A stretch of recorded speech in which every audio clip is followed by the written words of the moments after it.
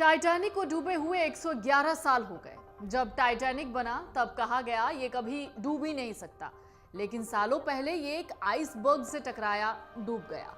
कई लोग ये सोचते हैं कि इतने सालों बाद भी टाइटैनिक को समुद्र से बाहर क्यों नहीं निकाला गया। तो आज की इस वीडियो में हम आपको बताएंगे कि टाइटैनिक अब तक बाहर क्यों नहीं आ पाया। 10 अप्रैल 1912 को ये वो वक्त था जब एक बेहद खूबसूरत, बहुत सारी सुविधाओं से लैस लग्जरी रॉयल जहाज एक यात्रा पर निकला। ठीक 5 दिन बाद डूब गया। पूरी धरती पर 71% पानी है, 29% भाग स्थल है।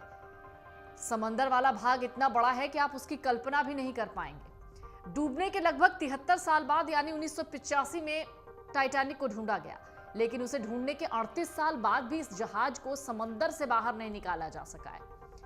टाइटैनिक जहाज के डूब जाने के बाद वैज्ञानिकों ने इसे ढूंढने की जी जान से कोशिश की।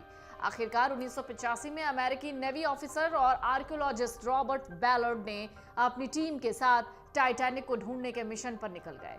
फिर उन्हें पता चला आखिरकार टाइटैनिक कहां और किस हाल में है। जहाज को ढूंढने के बाद उसके कई रहस्यों के बारे में पता चला, जिसने पूरी दुनिया को हैरान कर दिया। वॉशिंगटन पोस्ट के मुताबिक टाइटैनिक समुद्र के 12,000 फीट की गहराई में डूबा था। टाइटैनिक द न्यू एविडेंस के रिपोर्ट के मुताबिक ये जहाज डूबने से पहले सही सलामत था, लेकिन जैसे जैसे टाइटैनिक समंदर की गहराई में समाया, ये 2 हिस्सों में टूट गया। रिपोर्ट के मुताबिक टाइटैनिक आइसबर्ग से टकराने के बाद नहीं डूबा था, जहाज में आग लगने के कारण ये डूबा। खोजकर्ताओं को जब जहाज का ये मलबा मिला तो उन्होंने देखा कि जहाज में मौजूद कई चीजें वैसी की वैसी हैं। जहाज को बाहर निकालने की बहुत कोशिश हुई, लेकिन वैज्ञानिक ये जान गए थे कि उसे बाहर निकाल पाना नामुमकिन है। आज की एडवांस टेक्नोलॉजी की मदद से भी टाइटैनिक को अब तक बाहर नहीं निकाला जा सका है और यह समंदर की गहराई में आज भी मौजूद है। आमतौर पर समंदर की गहराई में मौजूद चीजों को जिस तरह से बाहर निकाला जाता है, टाइटैनिक को उसी तरीके से बाहर निकाल पाना संभव नहीं है, क्योंकि ये 2 हिस्सों में टूटकर डूबा था।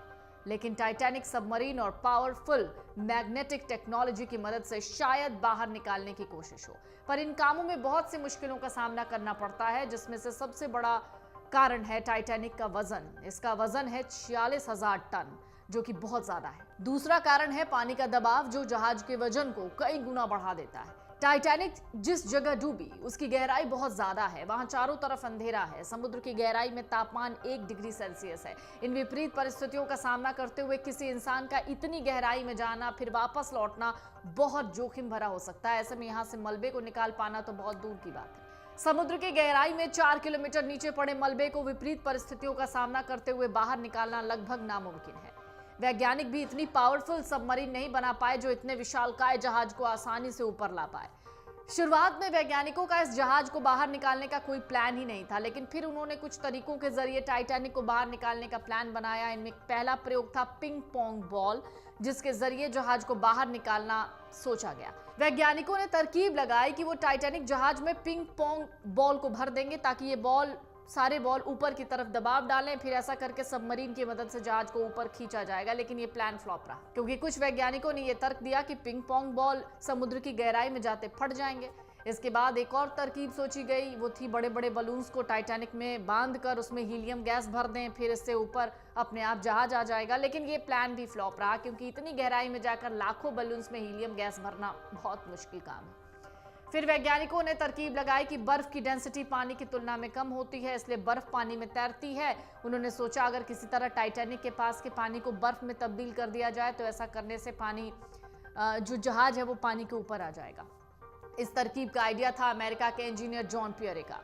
उन्होंने अपनी रिसर्च में कहा इसके लिए बहुत ज्यादा लिक्विड नाइट्रोजन की जरूरत पड़ेगी। आइडिया बेशक कमाल का है, लेकिन ब्रिटिश गैस कंपनी के मुताबिक इसे अंजाम देने के लिए करीब ½ मिलियन टन लिक्विड नाइट्रोजन की जरूरत होगी। तब सबके मन में ख्याल आया इतनी मात्रा में नाइट्रोजन समंदर की गहराई तक ले जाना नामुमकिन है। ऐसा करके ये आइडिया भी फ्लॉप। इसके बाद एक शिप बिल्डिंग कंपनी ने आइडिया दिया कि सबसे पहले टाइटैनिक पर जमी गंदगी, जंग को साफ करना चाहिए। इसके लिए एक पावरफुल वैक्यूम क्लीनर की जरूरत होगी। फिर टाइटैनिक को एक मोटी सी लोहे की जंजीर से बांधा जाएगा, सबमरीन से जोड़ना पड़ेगा, इसे ऊपर लाया जा सके। लेकिन इस प्रोजेक्ट को अंजाम देने के लिए 20 मिलियन किलोवाट बिजली की आवश्यकता पड़ेगी। लेकिन जिन वायर्स के जरिए बिजली यहां तक पहुंचाई जानी होगी उनके फटने की संभावना है, इसलिए ये आइडिया भी फ्लॉप हो गया।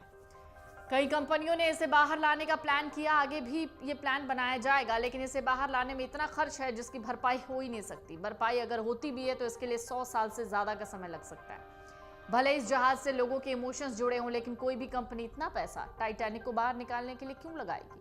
क्योंकि ये बहुत रिस्की भी हो सकता है। बीबीसी की एक रिपोर्ट है जिसके मुताबिक टाइटैनिक का मलबा समुद्र में अब तेजी से गल रहा है। ऐसे में उसे बाहर निकालने का कोई फायदा ही नहीं है। आने वाले 20 से 30 सालों में टाइटैनिक का मलबा पूरी तरह गल जाएगा, समुद्र के पानी में घुल जाएगा। समुद्र में पाए जाने वाले बैक्टीरिया टाइटैनिक के लोहे को तेजी से खा रहे हैं, जिस वजह से उसमें जंग लग रहा है।